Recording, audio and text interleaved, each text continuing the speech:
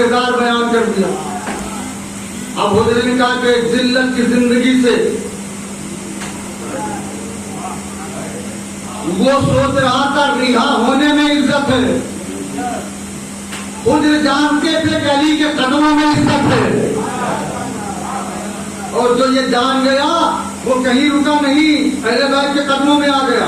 अब एक जुमला पढ़ दूं मेरी इजाजत हो तो। खुदा की कसम आप तो इंसान है, अगर नस्ल का अच्छा जानवर भी हो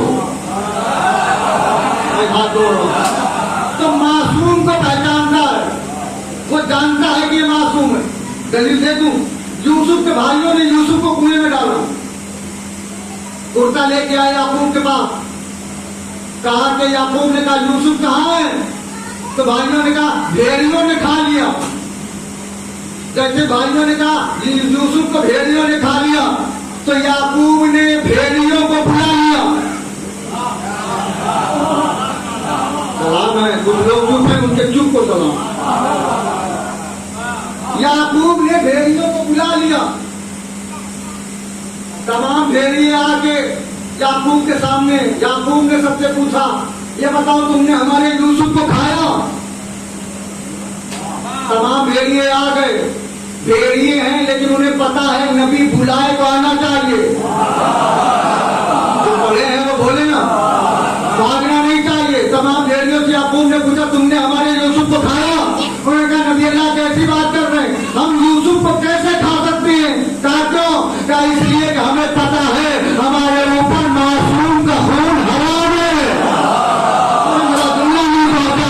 अगर याकूब के दौर के भेड़ियों को मालूम है कि मासूम का खून हराम होता है, अल्लाह जाने तेरे फातिमा पे किस नस्ल के भेड़िए आए थे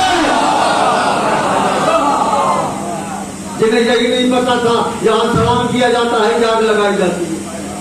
मैंने क्या कहा, अगर नस्ल का अच्छा जानवर भी है तो मासूम को खुदा भी कहना चाहिए, पहचानता है। क्यों?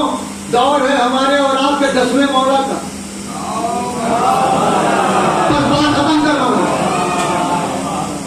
हमारे और आपके 10वें मौला का दौर है।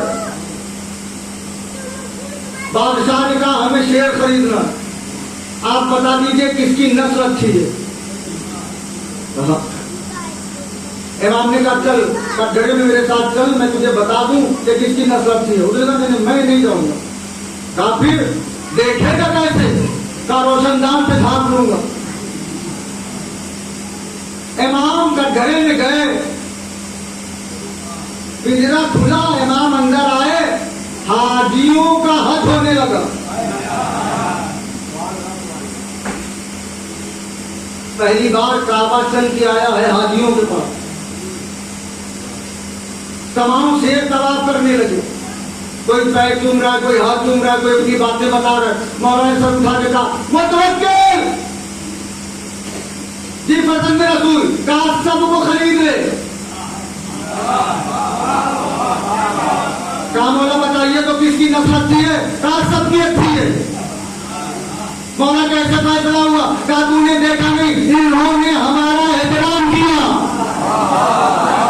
तो रहेंगे, जिम्मेदारी नहीं है मेरी। तूने देखा नहीं इन्होंने हमारा एहतराम किया, और जो हमारा एहतराम करे चाहे जानवर ही क्यों न हो,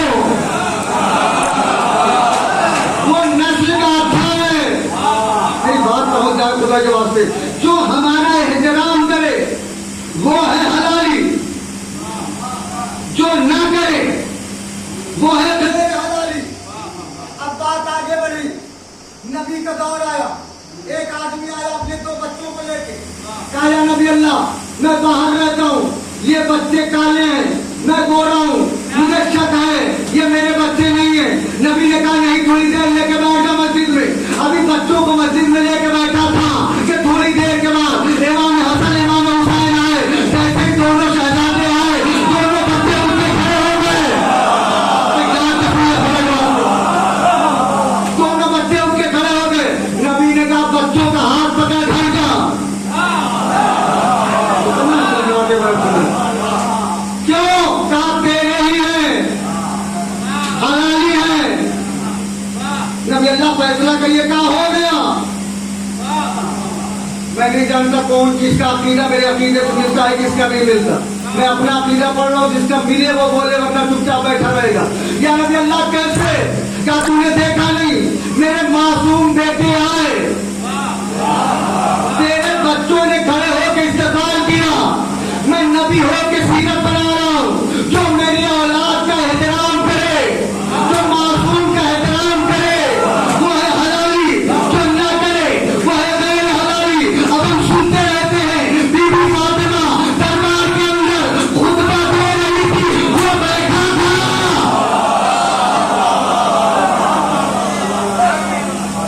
मैंने कहा जिसका अकीदा मिले वो बैठा हुआ था तख्त पे, बीबी खुतबा दे रही, वो बैठा है।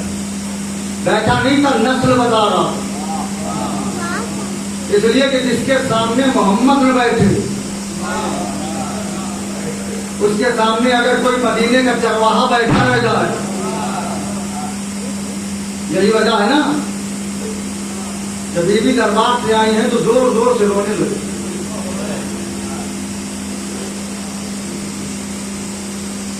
जैनब ने बाहों में बाहें डाल के कहा, अम्मा दरबार